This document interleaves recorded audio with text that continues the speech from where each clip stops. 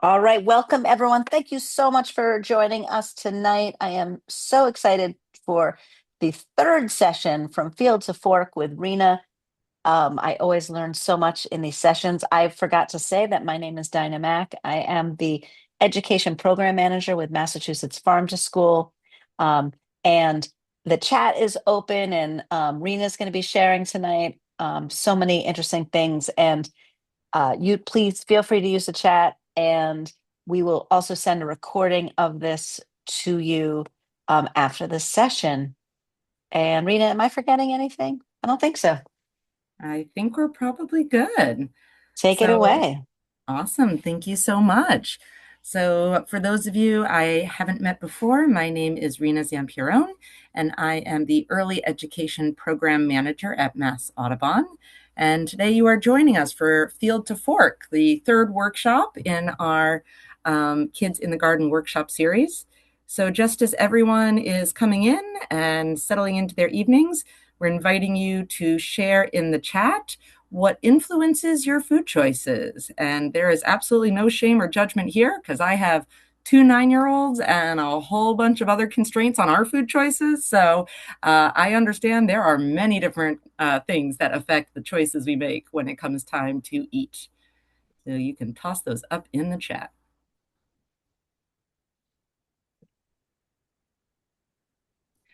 Time is a huge one, Julie. I agree.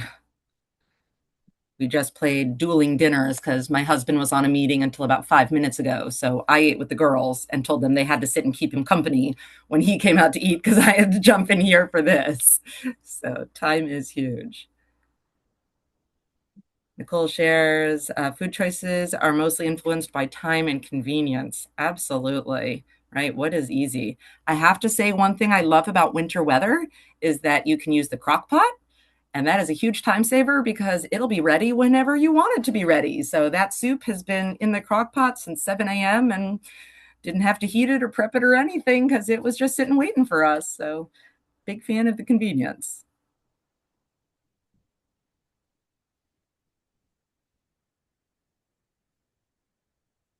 Awesome. And Dinah shares what will make you feel best whenever possible, and often what is local and fresh, what is colorful, and recipes that look like fun to prep. I love that, Dinah. I will say we've got about 27 different things in our house that affect our eating choices, from dietary sensitivities, two children that can't agree on a single thing they want to eat. I keep kosher. We've got lactose intolerance. We try to grow our own food, but then again, we're coming in six different directions and kids with different time schedules. So there's the convenience piece. So there are a lot of things that affect our choices. But we're also trying to do as healthy as we can, which is tricky with all of that. So looking for more protein, more whole grains, more fruits, whole fruits and veggies. So lots of different things. All right, so feel free to keep tossing some ideas up, and we're going to move forward with our workshop. So as I said, this is our Field to Fork workshop, and we are going to be focusing all on cooking with young children today. I do apologize that this one is virtual because when we are in person, let me tell you, we have a lot of fun with some fancy things that are easy to cook with kids. Today, we're only going to make something simple, but if you ever have the chance to do this one live with me, I highly recommend it. You will leave with a very full belly. All right, so before we get started, hopefully you got the email requesting that you have your cream. And what I'm going to recommend, and I know it sounds a little weird, is now is the time to go and get your cream. And you're going to want to pour it into your glass jar, or you can just have the cream sitting on the counter if you want the whole thing to be sitting out. But we need our cream to get to room temperature because it's going to make this process much easier. So I'll give you a minute or two, go grab your cream or pour some cream into a glass jar. Less is better. You don't want a very full jar or you're going to be sitting here for a very long time. Goodness, that thing was echoing while I was holding it. All right, so while you are getting your cream ready, I'm just going to give the quick overview to Mass Audubon, understanding that some of you have heard this before and some of you, this might be your first workshop with me. So who is Mass Audubon? Well, we are the longest continually running Audubon society in the country, formed in 1896 by two wonderful Bostonian women who wanted to put a stop to the fact that people were killing birds and putting them on hats for fashion. Since the very beginning of our practice, we have always been very dedicated to not just conservation and advocacy, but also to education. That's really at the heart of everything that we do. And as you can see from some of these demographics here, we really reach a pretty large group from our youngest learners all the way up through adults and senior citizens. We have over 160,000 members across the state, which, given that our state isn't that big, that's pretty impressive. We have 110 sanctuaries and constantly finding more plots of land that we can help protect and open up for everyone to use. And we have 19 right now, all persons trails, which are fully accessible, including to those with mobility impairments, low vision, and low hearing. And this is the map of where we are right now. And as I said, we are constantly changing and updating. And of all of these sanctuaries, currently 6 of them have licensed nature preschools. So we do practice what we preach, and we just love getting to work with young children. And that is because we know the incredible benefits that young children get when they have early and frequent access to nature. It's not just the physical benefits, there is also a huge amount of cognitive benefits, benefits to their social and emotional development.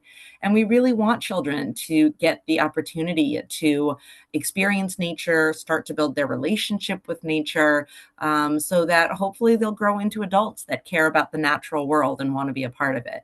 And we do that not only through our licensed nature preschools, we also visit schools and do nature-based programs at the school. We do a lot of programs for children with young families, and working directly with early educators like yourselves through professional development and other resources. All right, so we are going to be focusing today on cafeteria. So all the areas that involve eating, prepping, and tasting food. So that includes things like cooking and baking activities you may do directly with the children. Perhaps you have them help prepare the snacks and the taste tests. Maybe you are working with cafeteria staff or nutrition staff to help find ways to bring local or fresh foods that you can add into the school meals. It's really wonderful when possible to have the children responsible for raising, harvesting, prepping the food, because the more children are involved in the cooking process, the more engaged they're going to be and more willing they'll be to try it, right? So if the children helped to plant it and take care of it and then harvest it and prep it, you'll find that you have a much higher percentage of children who will then actually eat the food. One of the things that I think is so wonderful about the cafeteria component is that there are huge possibilities for community involvement, whether that is partnering with the families to find recipes that represent their diverse cultures and backgrounds, and having children see those familiar and new foods in their program. There's also some wonderful opportunities to partner with local farms for ingredients, to talk with local chefs for new recipes, to visit grocery stores and have the children help pick out different ingredients or produce that they want to use. So we'll talk a little bit about that today. And then next week, when we really dive into the community connections, we'll think a lot more about ways that we can make the most out of our local community. And then it's also very important as we do any kind of cooking and tasting with our children that we think both about cultural and health-related implications. So there are different types of cultural and family preferences around food and what their children eat. And there are also some health-related concerns as well.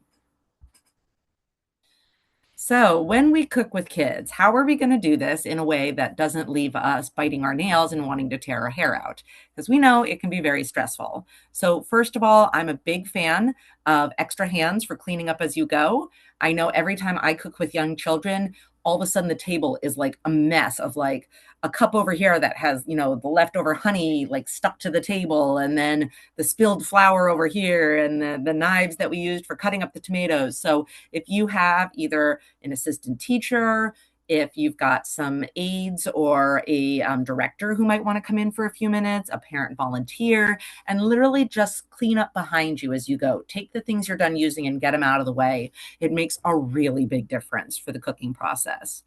Under most circumstances, I really recommend breaking the class into small groups, probably no more than 4 or 6 at a time. There are some exceptions if there's something that everyone can be doing at the same time and it doesn't require a ton of direct help. You may do more, but I think that usually smaller groups works better. I think it's also very important to train children on how to use the tools. This is important because, they may not have ever worked with some of these tools before. And if the tools are already laid out on the table, as soon as the kids sit down, they're going to be playing with them. So I would introduce them during a circle time meeting. So you don't have to do it 20 times, and show the kids how it works and how they're going to use them. And then you can do a reminder when they sit down at the table. And of course, you're going to need good supervision while you're working with the kids. I think it's important that you're very thoughtful about what recipes are you going to pick, because you want recipes that allow children to really participate. We've all done cooking activities where you help the kids measure and all they do is dump the cup in and maybe they get to stir. And that's okay sometimes. But there are recipes out there that are a lot more hands on for the kids where they can really get in and help and prepare and cut and rip and tear and mix, and maybe even decide what goes in it. So you want to try to find recipes where it's as much of the children doing the work and the teacher standing back.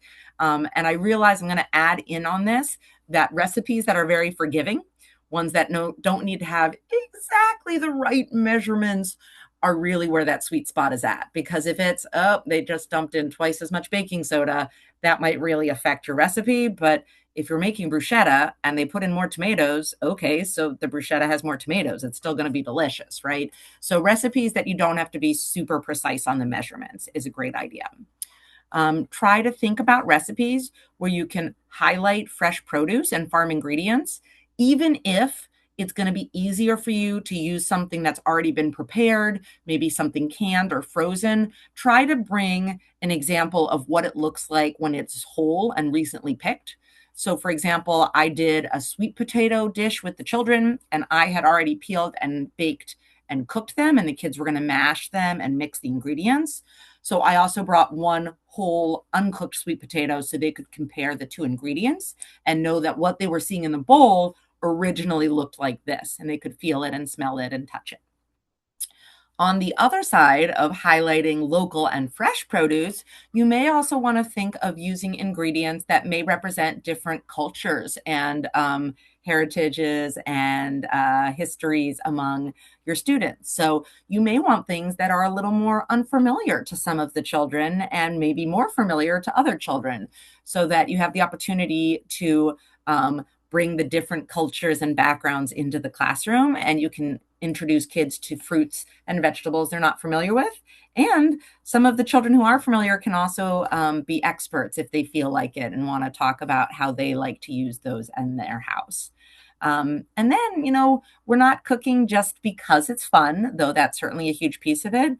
Try discussing the why, what, and where of cooking. Why are we cooking these dishes? Where did these recipes come from? Where did these ingredients come from? What are the names of these different plants and what are the parts of them that we're eating? So try to dive a little bit into some of the history and the science behind the work that you're doing. So you want to plan for success, right? You want this to work.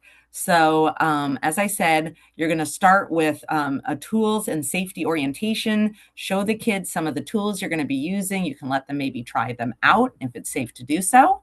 And then prep work. This is a big thing because there are certain parts of a cooking process that the kids cannot really be involved in because of heat and hot water, and it needs to be in the kitchen. So think about what things you can do ahead of time so that the majority of what you do in class doesn't need your help.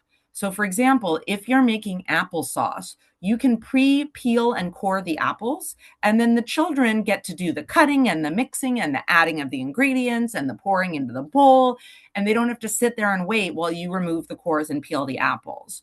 Or like I did with the sweet potatoes, I cooked them the night before. Or if it's a dish that's going to use pasta, pre-cook the pasta and have it ready, and then you can add whatever the children are making. So try and do the things that take a lot of time and need to be done away from the children with heat, with sharp knives, so that when you're actually doing the cooking with the kids, it's actually the kids who are doing the work. So think about how you're going to introduce the activity to the kids. Are you going to read a book that maybe talks about the recipe? Are you going to be talking to the kids about where different plants grow or different types of foods that you eat? So, how are you going to introduce the project? Talk about where the ingredients come from. I love talking to kids. Where do the seasonings come from? Where did the salt come from? Where does the cinnamon come from? These are things we often don't think about sharing with the kids, right? It's awesome to tell them about things that grew on the farm right near us, but we can also think about, almost all the things we're eating and all the things we're cooking came from some type of farm somewhere. And where did how did the farmers or the harvesters collect those materials? Always think about the teacher involvement versus the kids' involvement. The more the kids can do, the less time they're sitting and waiting for turns and being bored, which means the less trouble they're going to get into. So, can you have something that multiple kids can do at once? Are there things that are very hands on that involve partners or teams? And then, as always, take into account the dietary restrictions. And you should do this before the day you're planning to cook so that you can either talk with the parents, decide if you can substitute some of the ingredients, or if there is a particular way that their child can participate that is still safe and appropriate for them. Because the worst thing for a child is to feel like they can't be involved while everybody else is. So you really want to find a way to do this so that all the children are included and can participate meaningfully. So that's where some of the diverse cooking piece comes in. And it's not just culturally diverse, but physically, cognitively, emotionally. So think about your students and their different needs. And how can you adapt the recipes that you're using to meet those different needs or abilities? You're going to try to highlight different cultures through the choice of either your recipes, or you can take a familiar recipe and then put some ingredients that represent other parts of the world. So a vegetable soup could easily have things like bok choy or Japanese cucumbers or different types of chili peppers if your children are feeling very brave, or okra, or any number of different products that maybe be common in different cultures. You're going to want to find ways to bring the home into the school by asking parents, what recipes do you enjoy eating with your children? What are things you like to cook together? And maybe we can try them either as a cooking activity or in our cafeteria. And then likewise, if you make a recipe at school, send that recipe home with the family so that they can either try to replicate them, or maybe you make enough extra that everyone can try it. And this is going to start to build some of that buy-in from the family, some great rapport. It helps to encourage trying new things.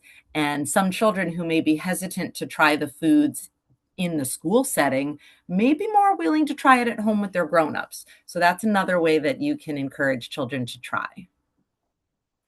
All right. So again, I know that some of us did this in one of our earlier workshops, so we won't spend too long on it, but I still think it's a good activity to practice because we often have to think about, all right, well, I'm going to be cooking in my class, but I have this child with this need and this child with that need, and how am I going to work on this? So, for example, if you were doing a stone soup recipe in your class and you're trying to plan for it, and these are some of the students in your class. So you have Uri, who keeps kosher and can't eat anything that has non-kosher meat in it. You have Jake, who has some fine and gross motor delays. Hiram, who just came from Colombia and his family doesn't speak much English and are not familiar with some of the ingredients on the list you sent home.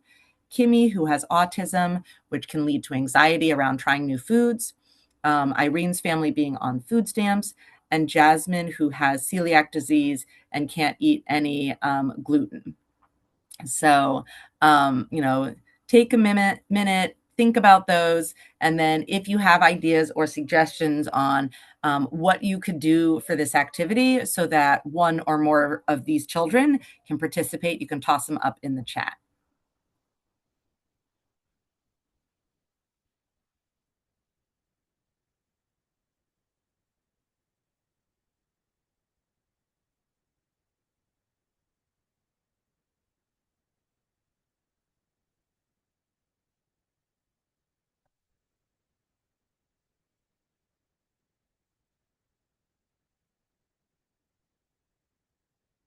All right. So as you're thinking, we'll start going through this list and seeing what are we going to do. Oh, I'm sorry, Diane. I should have backed up a little bit there. Diane says, not familiar with the goal of stone soup. So this is based on the old story about some soldiers who come to an unfamiliar town and they're very hungry, and nobody in the town will share any food with them. And so the soldiers say, oh, well, I guess we'll have to make our own soup from this rock. And so everyone's like, you can't make soup from a rock. I'm like, oh, sure we can. So they put a rock in a pot of hot water and they start boiling it. And then like, oh, if only we had carrots, this would be so much better. And someone says, oh, I've got carrots. And they bring them and they keep naming different ingredients. And everyone from the town winds up sharing ingredients. And in the end, the soup is delicious because of everything that everyone added. And so it's often a very popular activity in childcare, especially around Thanksgiving time, that everyone brings one ingredient in to add to a soup recipe and everyone helps to prepare it together. So in this classroom, in this sample classroom here, we have Ori who can't do any non-kosher meat products.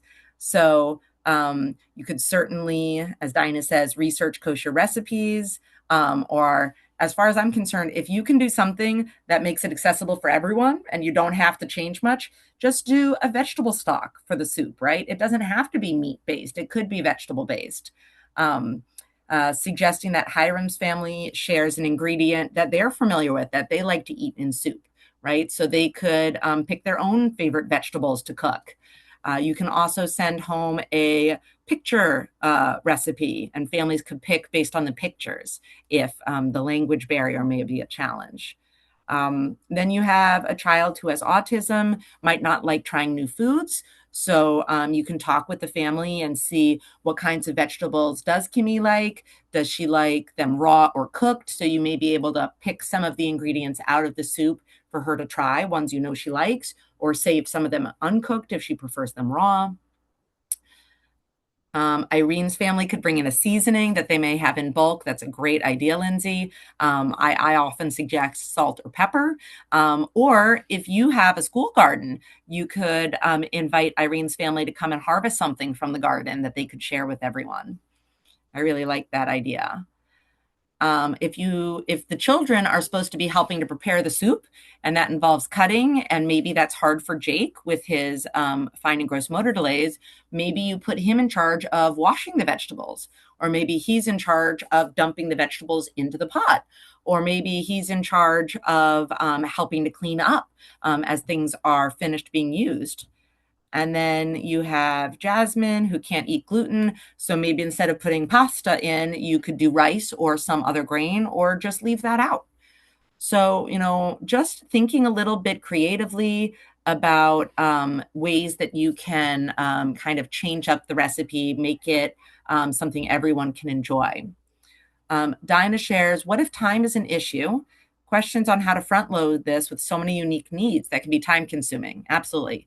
First of all, I would say if I was going to do this, I would either, if the school has a crock pot that you can use, or if a family would like to lend one, that's a great way that you can cook. If you do the prep with the kids in the morning, dump everything in the crock pot and just set it. Then you could have it at lunchtime or afternoon snack. Or even you could set it overnight and have the kids try it in the morning if you put it in on the afternoon. Some of the vegetables, if you know they're going to be trickier, like carrots can be really hard to cut. You might bring a grater. There are some kid-safe graters that you can use. I'm also a really big fan, and we'll look at this when we get to tools. There are different types of choppers that are designed for kids to use, so they don't have to use sharp knives. They're a great gross motor activity because they're pulling and they're bopping and they're pressing. So some of those can make activities much faster and easier. Brianna shares checking for allergies, of course, that is definitely important. Um, and part of the lesson, thinking about smelling the different spices. I love that, especially if you're trying a recipe or some spices that may be a little unfamiliar to children. One of the really fun things about stone soup is that there are probably about 100 different versions from around the world. I actually, on my bookshelf, have a Jewish version, and it's bone button borscht. So instead of making vegetable soup, it's borscht, which is an Eastern European beet dish. And he's using his bone buttons instead of rocks. I know there's a really wonderful, I think it's a Vietnamese one. There are, and then of course, so they're going to have different vegetables, different spices. So I think thinking about the different ingredients you're adding and letting the kids explore them whole, smelling the different spices, maybe the kids recognize some. And as Brianna says, that's a great way to get them to engage, even if they decide not to eat it.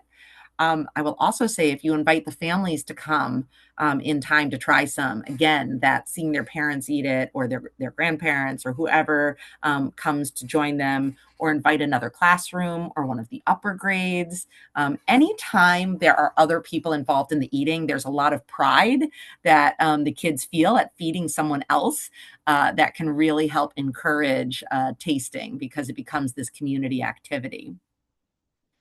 Uh, yes, Dinah, I have done that. So doing a read aloud of different versions of how to eat stone soup. And I do this with a couple of books that have many different versions, like Billy Goat's Gruff and The Three Little Pigs. And we'll read multiple versions over the course of 1 or 2 weeks. And the children start to point out what are some of the things that are the same in the stories and what are some of the things that are different. So it could be different ingredients. It could be what is the first non-food item that gets put in, if it's a rock, if it's a button, if it's a key, whatever it might be. But it is fun to think with the kids. And then, and we'll talk about this a little bit in the next workshop, where did this version of the story come from? Where is it taking place in the world? And so you can have a globe or a world map and put up different stickers for, oh, well, this book came from Australia, and this is an Australian recipe, and this one came from Louisiana, and maybe it has some Creole tie-ins, and this one came from Eastern Europe, and this one came from Africa. So you can really think about, wow, this same story has been told in so many different ways. If you can't tell, I'm really big into children's books. All right. So, kind of tying in with that idea, what do you do when you have children that are a little uncertain about eating some of these foods? Well, first of all, many children may not have seen a lot of raw fruit and veggies. They may be used to things that come in pouches or cans or are dried or are parts of soups or pre-made things. And so the first thing is really to have children have the opportunity to see and taste and feel and smell raw fruits and veggies and see what do they actually look like when they grow. So, anytime I'm doing cooking, even if I have things that are already prepped, I try to bring raw examples or photos to show what they looked like and, how they were harvested on a farm. So that's where we start, right? We start with the basics. And that's where I try to begin with the children, where does the food come from? And they say, my fridge, my pantry, or the grocery store, or boxes and cans. Or they will understand that some foods come from the farm, but they don't understand that most of the food they get from the grocery store did start its life on a farm, even though now it's in a box or a can or a carton.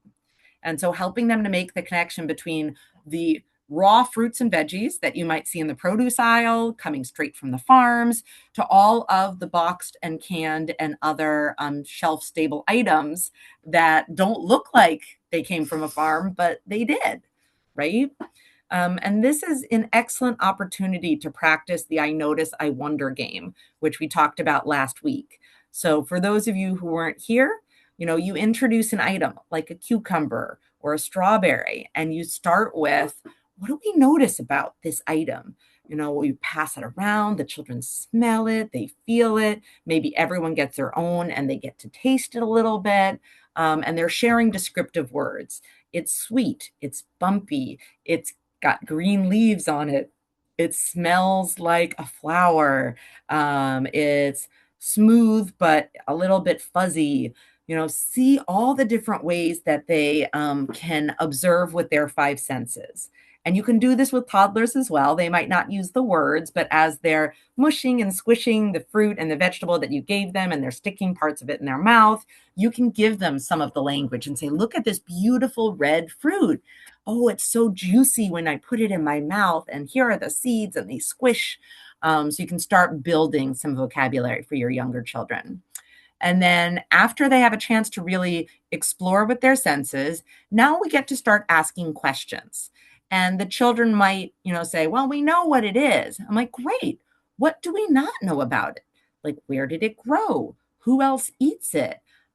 What time of year does it grow? What did it grow on? How big will it get?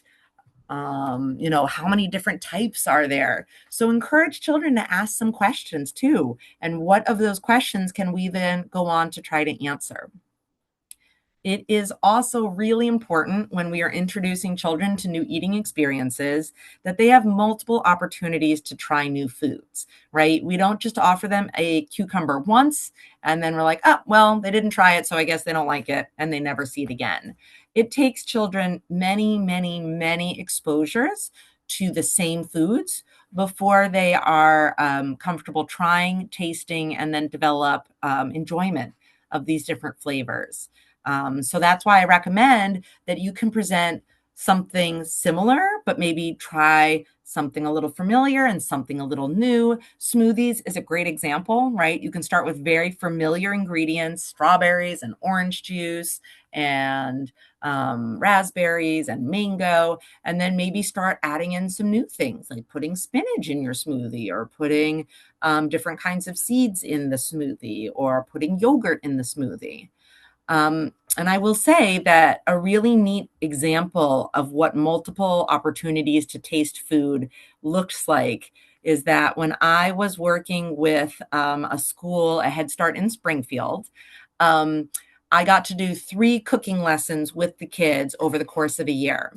And, the first time I came, they were excited to participate, weren't so sure about the tasting, but they tried it and they did really well. And then the second time, more kids were on board. And then I come in the spring, and all the kids, they know me and they're so excited, and they've decided what they're going to put in their dish. They got to have some ownership, and, they're all raring to taste it, except for one little boy. And it was so different from all the other children in the class and how excited they were to taste it. And he was very much like, I'm not going to try it. I don't want it near me. And it stood out. And so when I had a chance to talk to the teachers later, I didn't even say anything, but they said, oh, the one little boy who didn't taste it, he just transferred into this program. So he hasn't gotten to do your lessons before. And to me, it was just such an aha moment to see the transition of the children that I had worked with before. And we built up this trust, we're going to try things. And if you don't like it, it's okay. You don't have to keep eating it, but we're excited to make something together and see what happens. That for them, it was all, oh yeah, like we're totally comfortable with this. And the new child hadn't had a chance to do that yet. And so he hadn't built up that comfort for trying new things. So this is why you have to keep trying, even if it feels like the first couple times are just not very successful. All right, so this is a big part of it, the safety piece. And that's because, look, when you're cooking, there's heat, there's sharp objects, there's allergies, there's lots of things, there's germs. So, how do we do this safely? So, first of all, we think about making good choices about tools, and we're going to talk a little bit about that. And we're going to teach the kids how to use them, right? And even the simple ones, spoons and spatulas, right? If they're swinging them around like this, then they're not going to work very well. And then, hopefully we can teach them how to use some child safe knives and boppers and choppers and all kinds of things like that. Certainly we need to think about allergen safety, be prepared and know children's health needs ahead of time so that when we get together, we feel comfortable and the family is comfortable with the recipe that we're using.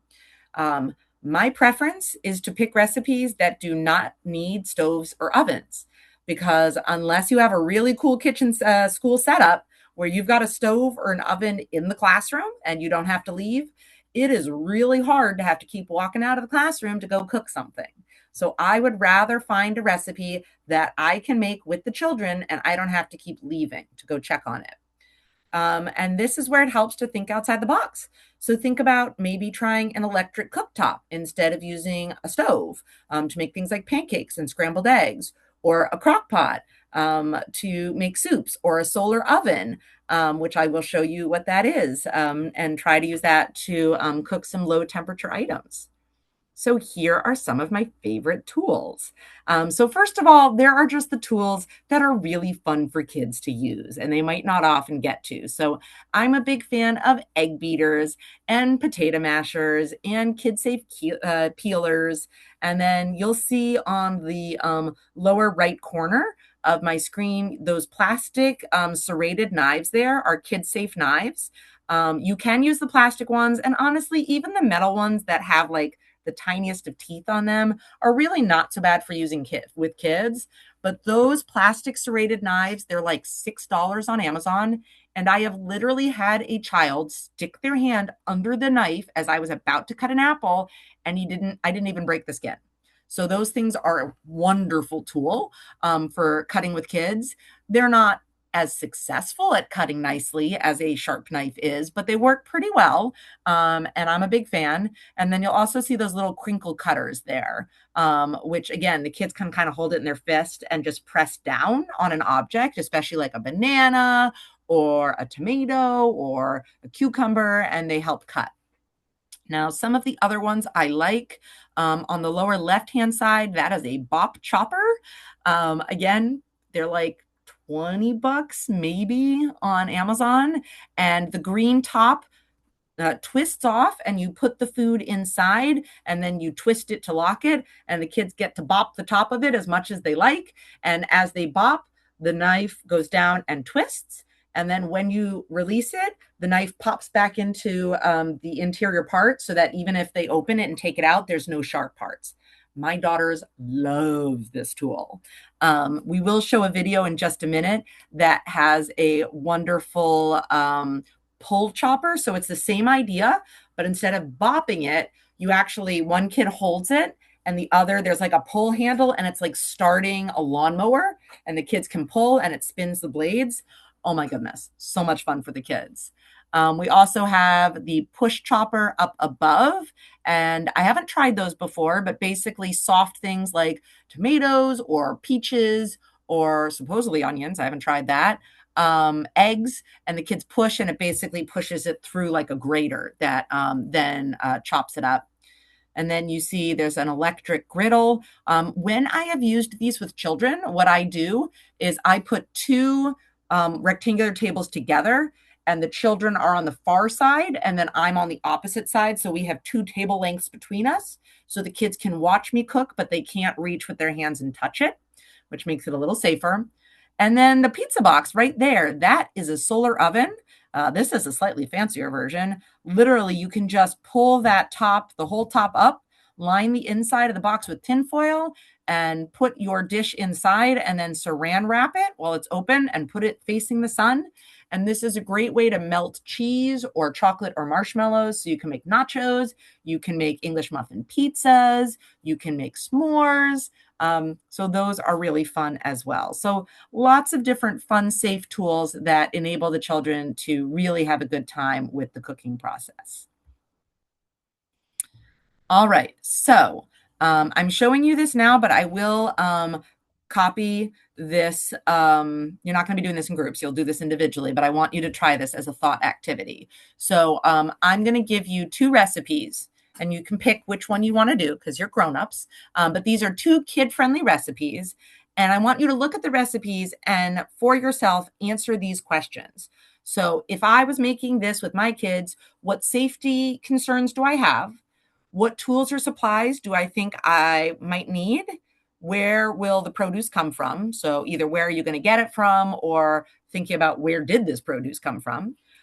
Think about what size group you would want for your students for the class activity. And then as you look at it, what jobs can the children do? And what am I going to have to do to or help with in order to make this recipe? And then think a little bit, how would you structure this activity, including before you start the cooking and reflecting on it afterwards? What do you think might be the biggest challenge about making this recipe and how might you deal with it?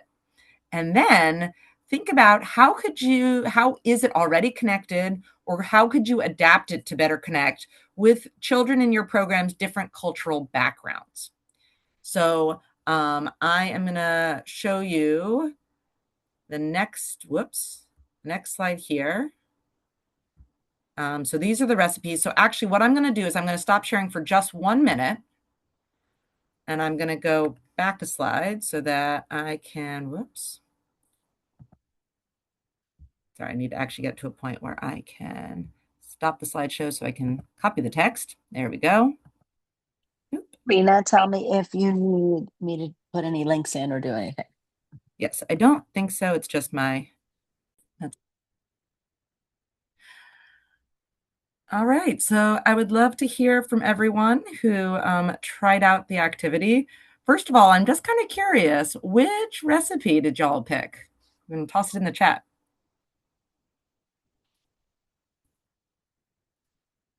Oh, Rhonda did it with both. Overachiever.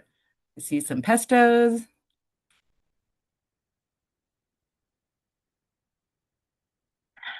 No, you're hungry, Rhonda. I mean, they're very different recipes, I will say. Oh, there we go. Another sweet potato chocolate spread. Full disclosure, by the way, I did try that sweet potato chocolate spread.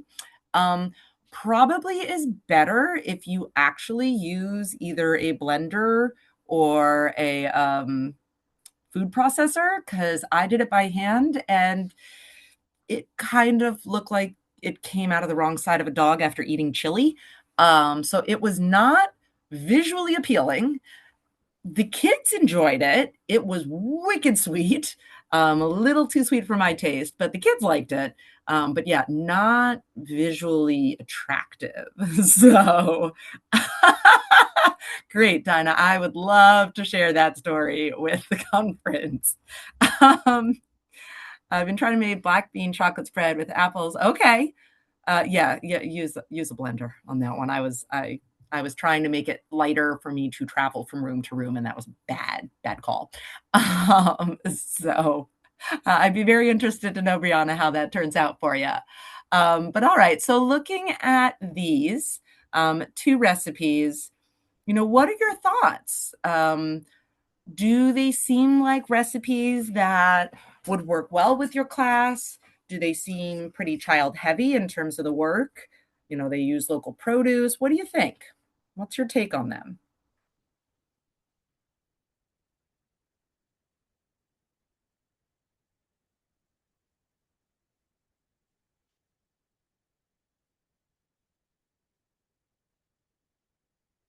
So Rhonda feels that the pesto recipe is easier and safer. So talk to me a little bit, Rhonda, about why you say it's safer.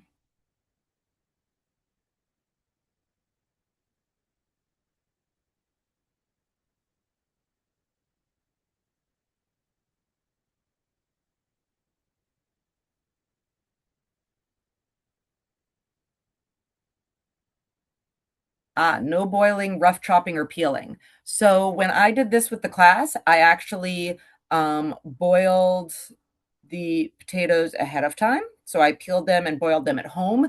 And so I brought in room temperature, soft sweet potatoes, and they had the best time with the potato mashers, mashing the heck out of them. So I actually found that one wound up being a little more hands-on than the pea pesto recipe, which was mostly just pouring ingredients in.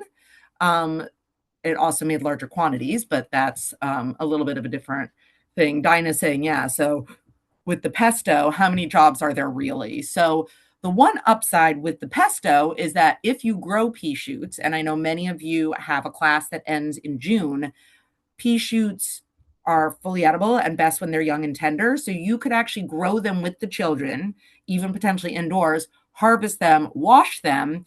The actual cooking process is going to be pretty short, but you could have some really nice buy-in if you did the whole process. Whereas, the sweet potatoes maybe got planted by the kids in the spring, and then the ones that come back in the fall could make it.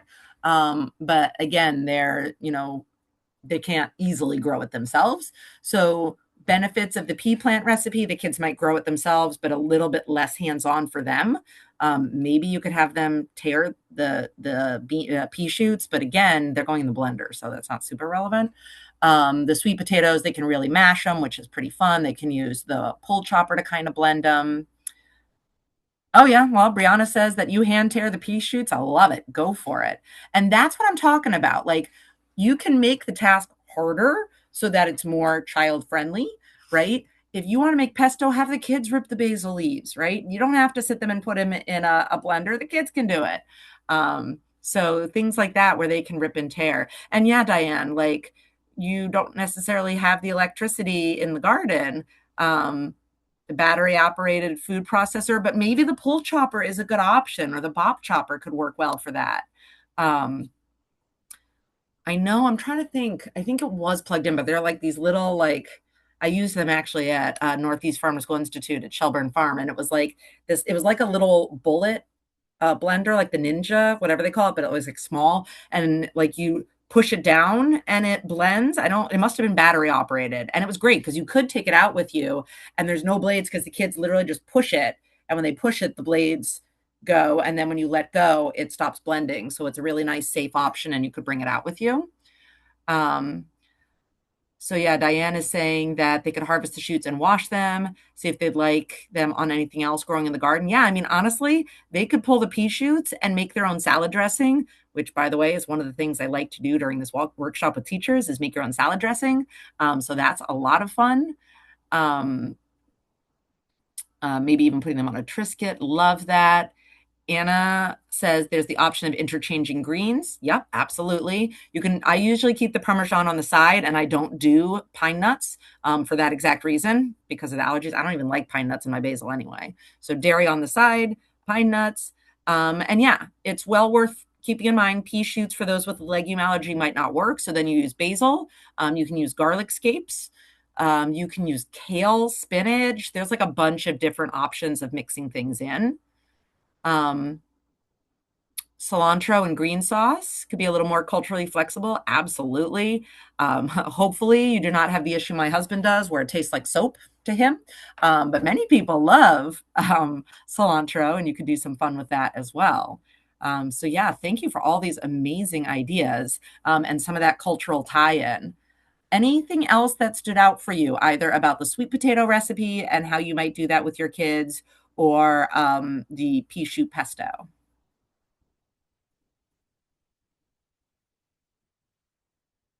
And seriously, if any of you try the sweet potato recipe and manage to get it not to taste like your teeth are going to fall out sweet, let me know because I would love to adapt that recipe because it's a good one. It's just, whoa, is it sweet? All righty, so let's move on. So I'm going to pull this up now so we can see it a little better now that I don't need to look at that. Come on. Third slide. Are we thinking now? There we go. Awesome. All right, so I tested this earlier and this time the sound did work. So what I'm going to do is I'm going to turn off my camera so that my computer doesn't have a headache. And we're going to try watching this video once again with the amazing Jed and his two sons. And he is going to show you a very simple recipe that you can make out in the garden with the kids. And it uses sweet potatoes again, and it's not too sweet. So we can watch this little recipe, and this uses the pole chopper I was talking about. That's really fun with the kids. Do let me know, by the way, if the volume is not working this time. Hey everybody, today we're going to make a sweet potato bean dip that I like to make a lot with preschool kids. I've made it in kindergarten classrooms, third grade classrooms. It's really versatile and you can add a lot of different beans, you can add a lot of different veggies. So check it out and enjoy. First, we're going to start with our cutting board, sweet potato, and knife. This is our food processor. Super fun, super easy, really travels well. Our ingredients: chickpeas, chickpea liquid, olive oil, salt, and sweet potato. First task, we're going to want to chop up our sweet potato into smaller pieces. Then we're going to put it on the stovetop and steam it. I use a little colander, steaming colander. It takes about, 7 minutes. I check it with doneness by poking it with a fork. And as soon as it's cool to the touch, then we peel off the skins. Set those aside for the compost. Or you could try baking them to make little baked sweet potato skin chips. Next, we're going to start adding them into the food processor, and then we're going to get to our ingredients.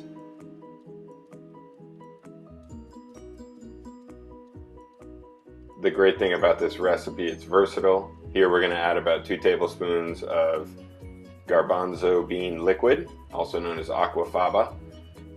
And we're going to have to add some later when we make it up. So it's really nice, though. You can kind of change the consistency based on your own preference.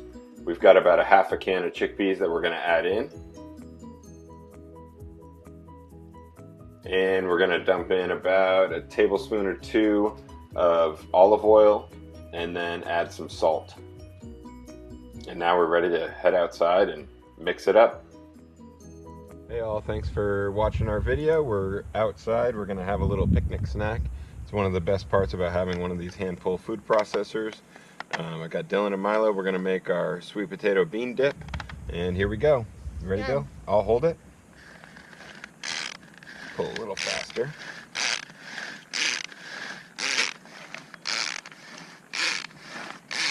Alright, let's pass this off to Milo.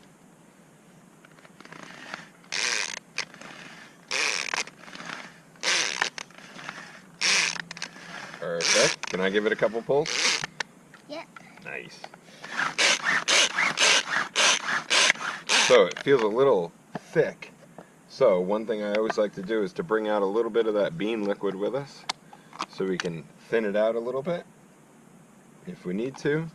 And will you add a pinch of salt, Mark?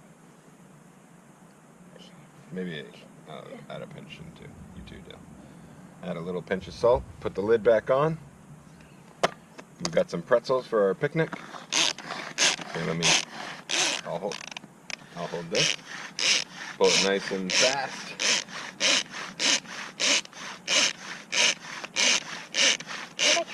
And your turn, Mai. Does it feel a little easier? Yeah.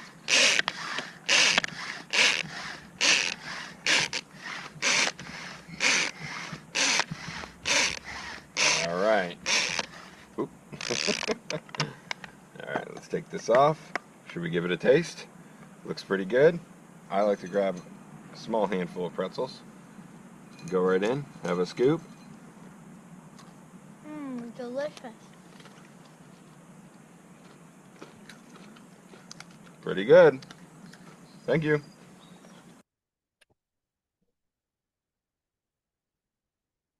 So I love that one. I think it's just really neat. And again, you can see it's very kid heavy. He prepared the sweet potatoes ahead of time, and you don't need any cooking after that. Once the sweet potatoes are made, it's all the kids. They're adding them in, they're pulling, they're dipping, they're tasting, and you could do the whole thing out in the garden. So I love experiences like that that are just really easy and fun, right? Low stress.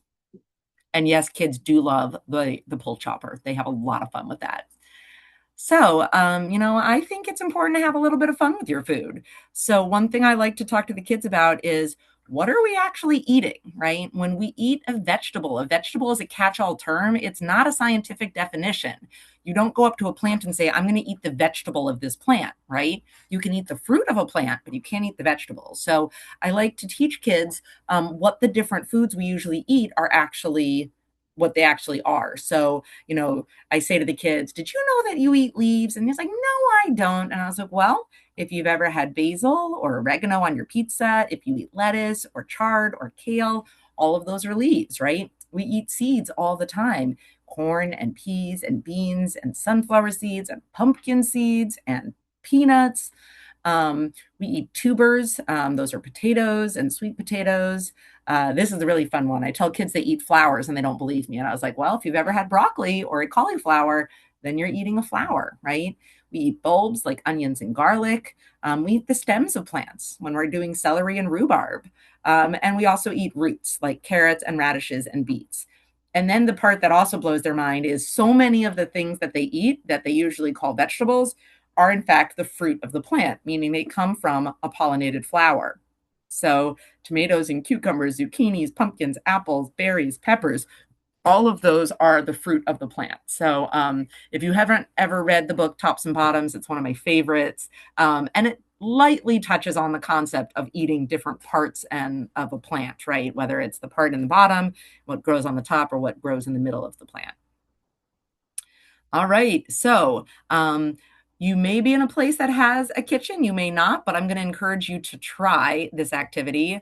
I am going to give you 60 seconds to go run around and try to find any kind of plant-based food. And that includes things in canisters and Tupperware and plastic bags and all the things that have already been through processing of some kind. But 60 seconds, try to find a few different food items. And then we're not going to do this in breakout rooms, but we're going to see what we managed to get. So 60 seconds and go. I will bring maple syrup. I will bring, a fruit bar, and we'll talk about where did the fruit come from, and where did the oats come from, and where did the grain come from, and where did the sugar come from, right? Sugar cane is a plant. So it's really fun to kind of break things down and see where they came from. All right. Yep, and there we go. Other farm grown and farm raised products. So you may have had dairy, you may have had egg products, you may have had meat. Like I said, honey, maple syrup, cane sugar, which I guess is a plant. So it is fun to think about some of those other elements that are in there. All right, so I'm gonna blow your minds here, but it is okay to play with your food as long as you are playing with the intent to eat. And so when I do these activities, I let the kids know we are playing and then we're going to eat so that they understand that we're not playing to waste the food, that we are having fun with the food we're going to eat.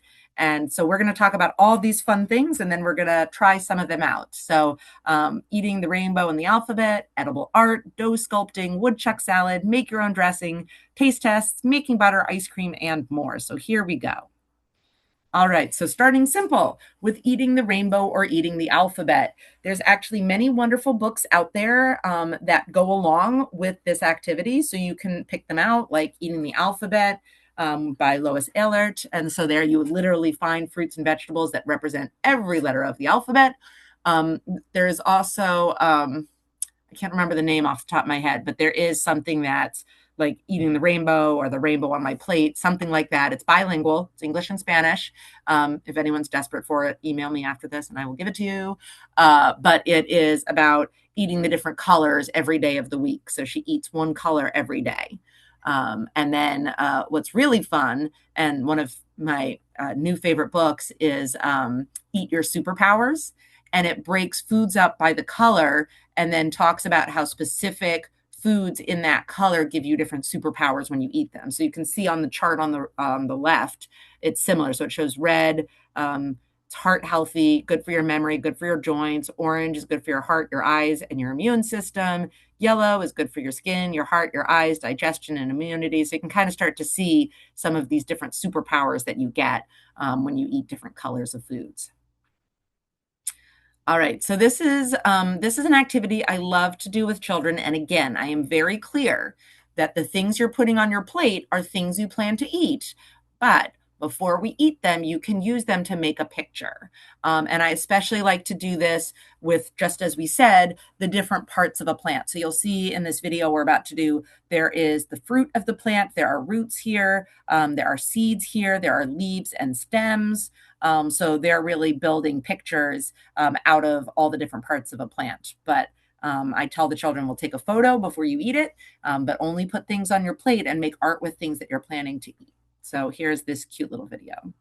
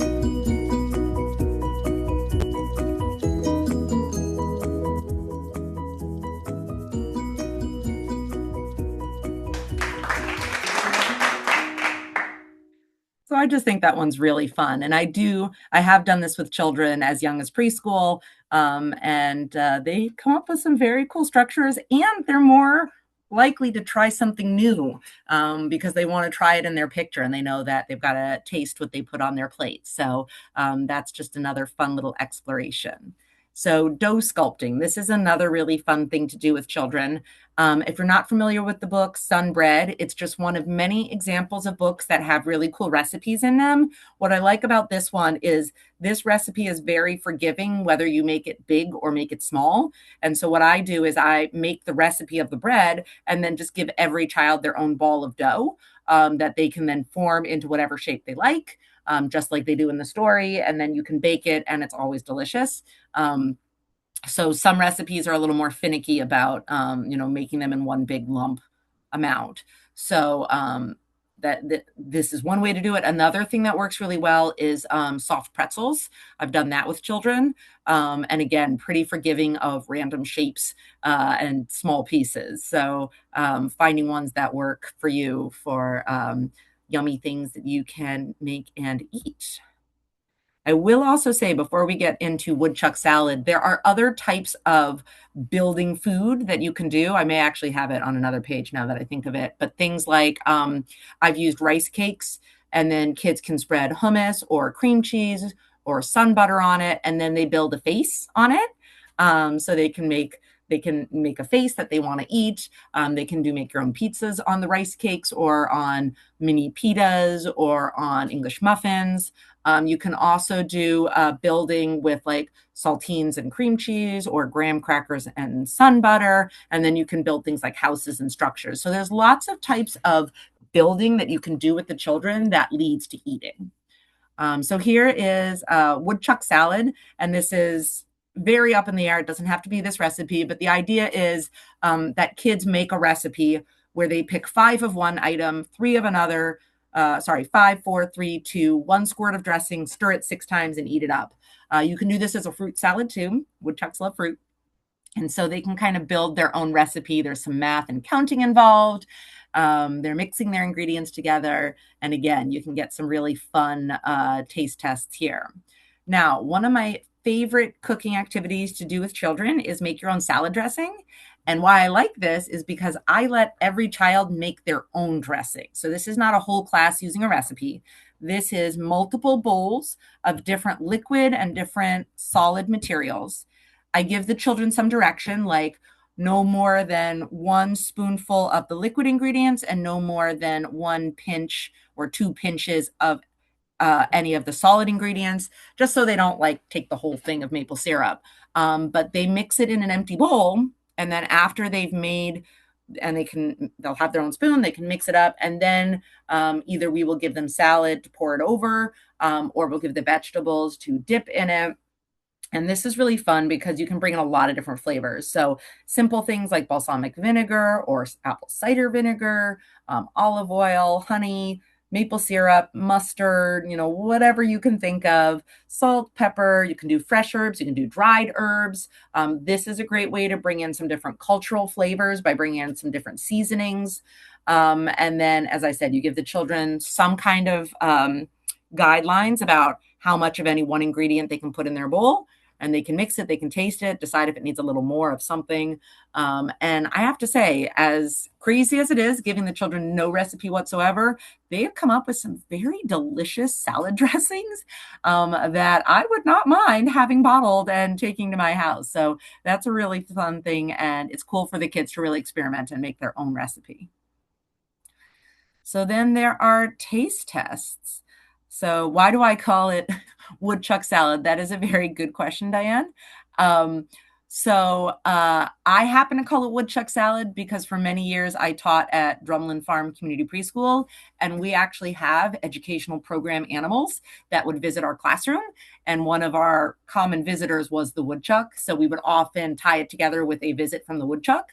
Woodchucks are also very common garden visitors, and of all of the garden pests, they're probably one of the most flexible about what they'll eat. So they probably would eat anything you're putting into one of these salads. But you certainly don't have to call it woodchuck salad. There is also a book called, I think, Groundhog's Garden or Woodchuck's Garden, and it's about a woodchuck who goes through the garden and tastes everything. So those are why we called it that, but you certainly don't have to call it that. All right. So taste tests. So this is what I do anytime I do a cooking activity with the kids. And it can be formal, it can just be informal, walking around the table and asking. But usually what I ask for is, a thumbs up or I loved it. Thumb to the side is it was okay. And a thumbs down is I'll have to try it again some other time. So not yet, right? It's not I didn't like it. It's not it's yucky. It's not this time, maybe next time. So here is just a simple chart I made with my students, and we were trying 3 different garden taste tests. So we had a fresh tomato, we had quickly pickled some beets, and then we did some mashed potatoes. And kids just put stickers under each one that they liked. So you can see some kids didn't enjoy any of them, some liked all of them. Most of them were pretty equally liked. It looks like the most popular was the mashed potatoes and the fresh tomatoes. The beets just a little bit less so. I like to do taste tests once the families get there. So as the families are picking up to go home, you can have the chart and the kids can do, a thumbs up, thumbs down, or thumbs in the middle, or liked it, loved it, want to try it again. They can vote on what their favorite was. And I think it's fun to do this monthly or weekly so families get used to the expectation of getting to taste something. The kids will get used to it and get very excited. Oh, we're going to do our taste test. Get ready. Whoever's picking me up today. It kind of builds in, again, some more of that pride, that excitement, and that buy-in. And then I think it would be really fun to have a suggestion box where families could recommend recipes that you try in class next time, which again brings some of that community aspect into the classroom.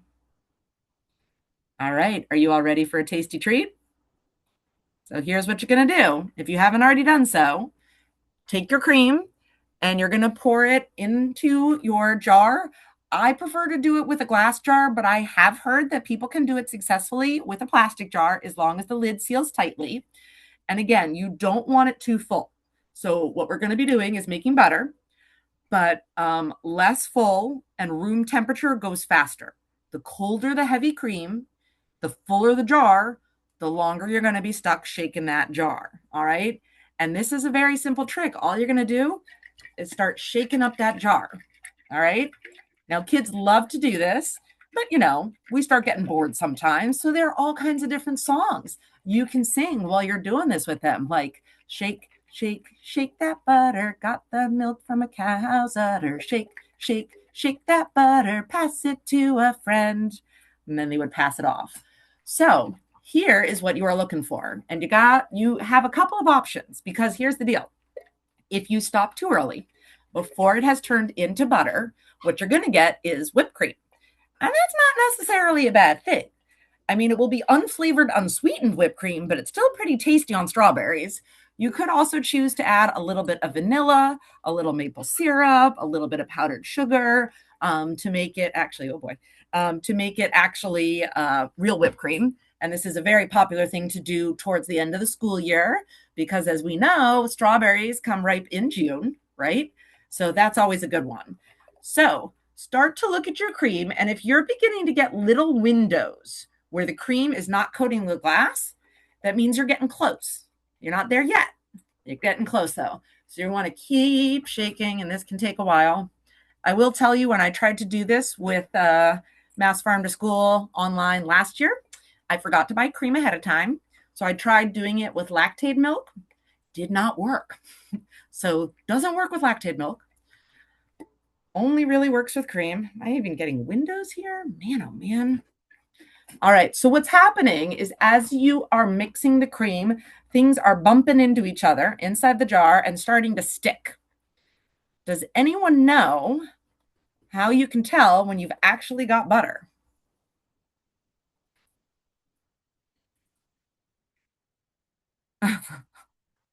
You want me to sing the butter song? Did I not just sing it, or is there a different one we're talking about? You don't have any groundhogs or woodchucks on Nantucket Island, Diane? Oh, wow. Do you guys have as much poison ivy as they do on the vineyard? Because heavens almighty, between the ticks and the poison ivy, I was shocked, and I thought I'd seen it in Lincoln. We getting in? Oh, my goodness. I really hoped if I kept this jar mostly empty. So Rhonda says we made this during lockdown. Family came to the parking lot to pick up the ingredients the day before and seeing the kids in person. And then they were on Zoom and made the butter. Yep. And the fatigue begins to set in. That's true. They only got to the whipped cream stage. And that's why I say room temperature, less full. I've also heard some people will put a marble in here.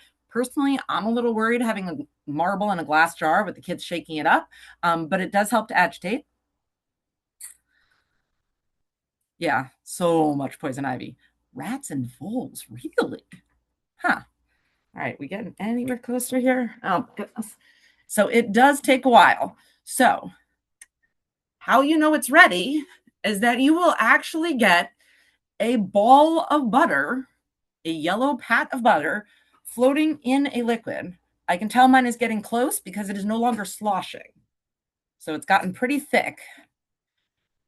It is not yet, however, turned into butter. And it is very cool because when it actually does, it's like all of a sudden the glass jar is clear. There is a very thin liquid that is surrounding the butter. And then you just have this ball of butter in there. I have perhaps picked too large a jar. Has anyone yet had success causing theirs to turn into butter?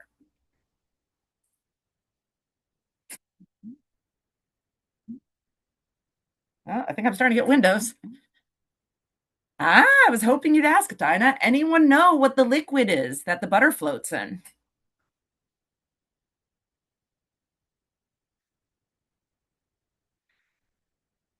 It is not whey. Oh, I stumped you, Dinah. What you get when you shake butter, cream, and it turns into butter is you get buttermilk. And so if you would like to make pancakes or biscuits, you actually just got two products for the price of one. Now, here's the important thing, right? So you finally get to butter, right? We hope. I'm still working on it. If you want to eat the butter right away, totally fine. You are ready to take a knife and spread it on crackers. If you want to save that butter for any amount of time, what you're going to have to do is actually rinse it. I'm going to have to roll up my sleeves because I'm getting really warm there. Because what happens is the buttermilk is sticking to the butter and will cause it to spoil more quickly. So you take the ball of butter and literally run it under cold water, and you can squeeze it in your hands, ball it up. When the water finally runs clear, then it will be properly cleaned and it will keep much longer in the fridge that way. But if you don't rinse it afterwards, it will only keep for a day or two before it starts to go rancid because of the buttermilk. Now, the other thing is once you make the butter, you can flavor the butter. So some people make honey butter, some make maple butter. You can add salt, you can add fresh herbs, you can add cayenne for a little kick, paprika, whatever you like to do. Good heavens, I've got to be getting close here. It's my workout for the day, right? I spent all day, sitting at a desk. Now I get to shake the heck out of some butter. Oh, Brianna says do not use plastic containers, but maybe if you added the marble. I don't know, but apparently Brianna's students were really determined and they got it to work. I did send 6 classrooms to do this, and I think it was 8 classrooms. Out of the 8 of them, 1 actually had the determination to stick with it and got butter, and the rest got whipped cream and gave up. It's still perfectly tasty. It's just not a solid consistency. And of course, I'm going to have to actually finish this because my husband said he actually wanted the fresh butter in the house, so I can't just give up with all the cream in here. All right, so we'll start doing some more slides as I'm sitting here fighting with my butter. Okay, so the liquid that you get behind is buttermilk. Use it for cooking. You will rinse your butter to remove the excess buttermilk, and you actually can just sit there and squeeze the ball of butter. Add herbs, spices, salt, have fun with it. You can make fresh dough. I will say, I have done this once and I'm terrified to try it again. Anyone ever heard of earlobe dough? And no putting in your 2 cents, Dinah, because I know you know what it is. Let's see. Brianna says no. All right. It's a crazy concept. It is making bread with no measurements or recipe whatsoever. And the idea is you just keep adding the ingredients together until the dough takes on the consistency of your earlobe. And if you bake that just like you would bake the regular bread, you can't tell the difference between the one that was actually measured exactly and the one that you just kept throwing ingredients together until it had the texture of your earlobe. Have I done this with children? No, I am terrified to try it with children, but I have done it once before with adults. I was not leading the activity, merciful heavens, but it's pretty cool. In general, making bread is usually a big pain in the neck to do with children because of any rises that you need. That's another reason why I prefer something like making soft pretzels, which is a little bit easier. The recipe in Sunbread isn't too bad, but it still involves some rises. So it's not the easiest thing in the world. All right, so as always, I like to share with you a couple of additional topics that you can do, especially around cooking and gardening. So maple sugaring, very excited that we are supposedly entering maple season soon, but not with the predicted weather that is coming up this weekend between massive cold and massive snow. So maple sugaring season, not ready to start just yet. But it can start as early as mid-January. It can start as late as sometime in mid to late February, usually goes through sometime in March. And that is because in order to get maple sugaring, you need days that are above freezing and nights that are below. And that is what causes the pressure to build up in the tree and start forcing the sugar that has been stored in the roots all winter up into the branches so that the buds can swell and open. And so you're going to start to see people tapping trees. You're going to start to see trees in your neighborhood that are tapped. And if you are so inclined, you can tap your own maple trees because you don't need anything fancy.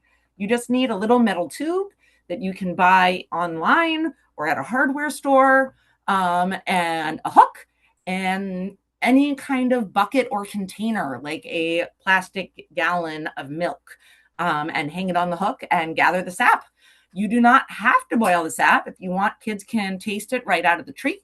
It tastes like just slightly sweet water. You can parboil it and get it to a little closer to maple syrup. It is delicious. We call it maple tea. Your children will be humming around like hummingbirds. But it's really a good idea, given that we live in New England, to think about talking about maple syrup with them. Another local sweetener that we have, even though it is not native to the Northeast, is honey and any kind of beekeeping. So that includes the idea of beeswax. It includes farmers who lend out or rent out their bees for the purpose of pollinating various fields. Now is also a good time to be talking about woolcraft and felting and other fiber arts because it's cold, right? And all of our clothing, or most of our clothing, comes from farms, whether we are wearing jeans and cotton or silk or wool or alpaca or cashmere, or hemp or bamboo. They're all raised on different types of farms. So thinking about those and projects we can do with kids. Felting is actually a really easy thing to do with children, and it is a very nice sensory experience with warm, soapy water. So kids really like that one. It's also a good time of year to talk about grain and baking, because right now we don't have a lot of fresh produce, but flour is something that has kept really well and was grown on a farm, and it's a very warming activity. And then consider whether you want to talk with children about meat, dairy, and eggs. And I say that because you have families from many different backgrounds, and some of them may have different feeling towards eating animal products. They may have different religious backgrounds. So I don't necessarily say not to talk about these things, but to go into it with a sense of respect and caution, knowing that there are different practices out there. Not everyone does the same thing. All right, so just some of the additional resources out there. And as always, I will be sending out resources after this, some recipes and recipe books, and some of the cooking materials that I was telling you about. So I'm getting so close to butter. I see it. So this is a really wonderful one. It's called Cultivating Joy and Wonder, Educating for Sustainability in Early Childhood Through Nature, Farm, and Community. This is an amazing resource curriculum book, and it's free to download from Shelburne Farms. So definitely check that out. As Dinah mentioned earlier, they have just started their incredible early ed version of Harvest of the Month. So now you can get activities that are relevant to your classroom. Hey, Rena, I'm going to put right now in the chat, I'm going to put in the sign up for the Harvest of the Month for early childhood. And I'm also going to put in the Harvest of the Month for elementary. So you'll see both. You could sign up for both, and they're different newsletters. So you might be interested in signing up for both.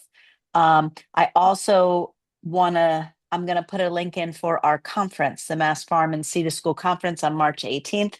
I'm going to put that in the chat. We have a lot of exciting sessions for educators for all ages.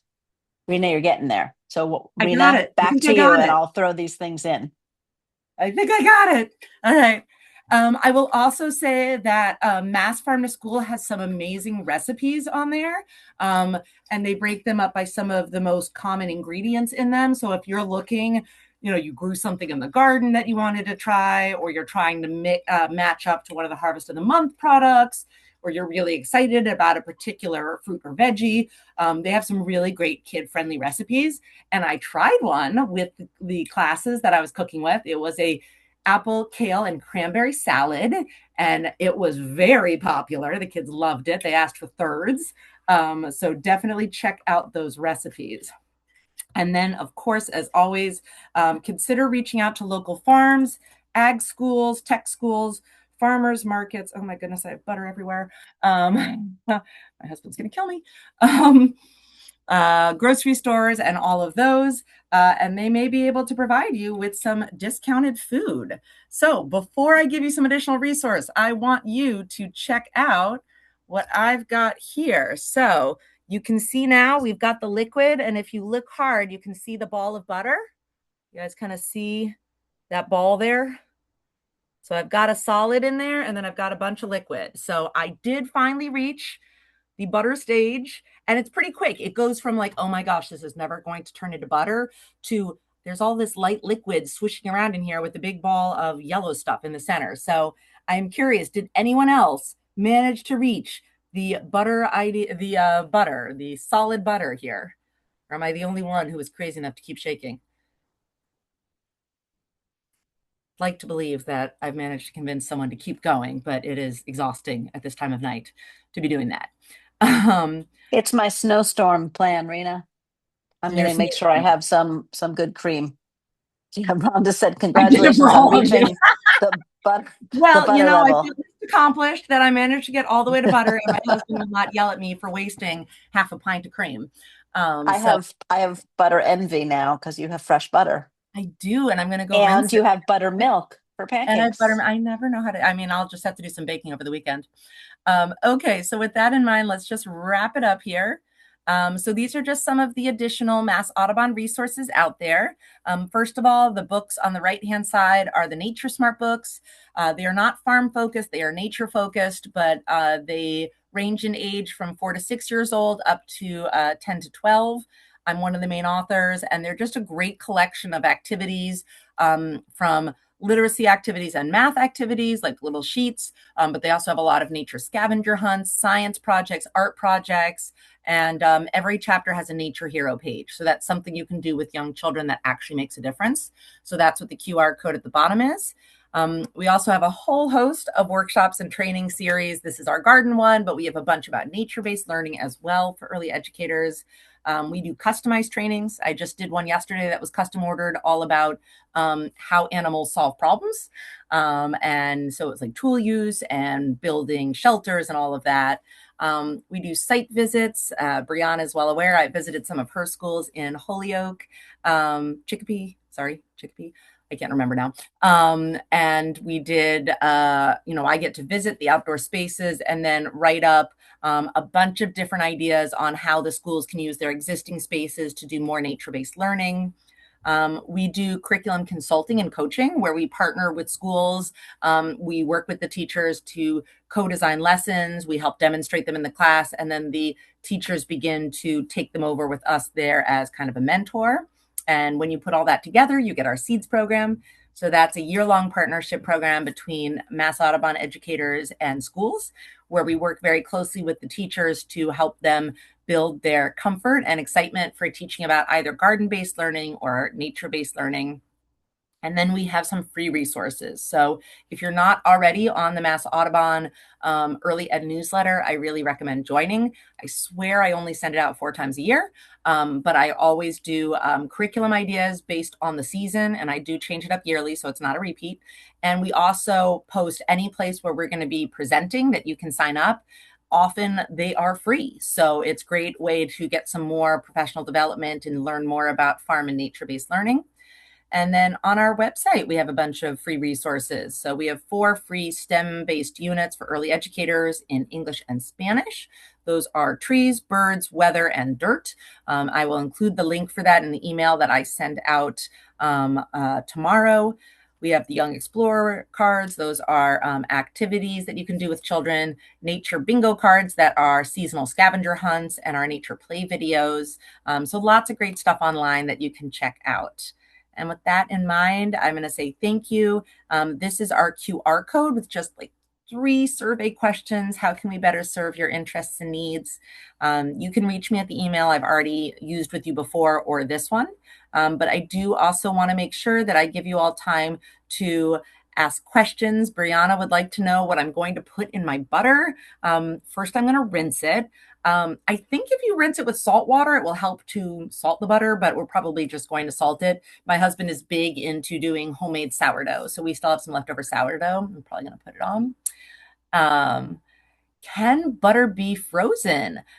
Fresh butter, I believe you can. I don't see why not. Just make sure it's well rinsed. But yes, I think you could freeze it, and I like doing it in ice cube trays. That's actually what I do with all my homemade pesto, because at the end of the growing season, I have so much basil that I didn't use over the course of the year, and I just make huge batches of pesto, and I either freeze them in muffin tins or I freeze them in ice cube trays so that then I have a bunch of them. Any other questions besides delicious, yummy foods that we're all going to go eat now that we're super hungry from this workshop?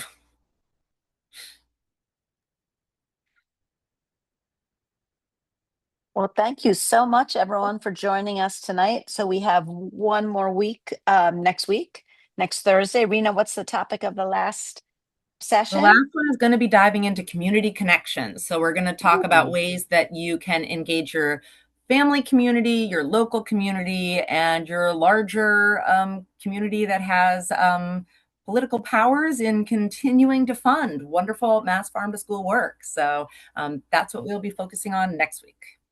Great. And we will send this recording out.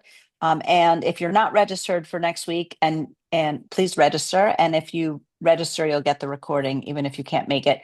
You don't need to send whatever that's called, the AI otter, because we will send you the recording if you register.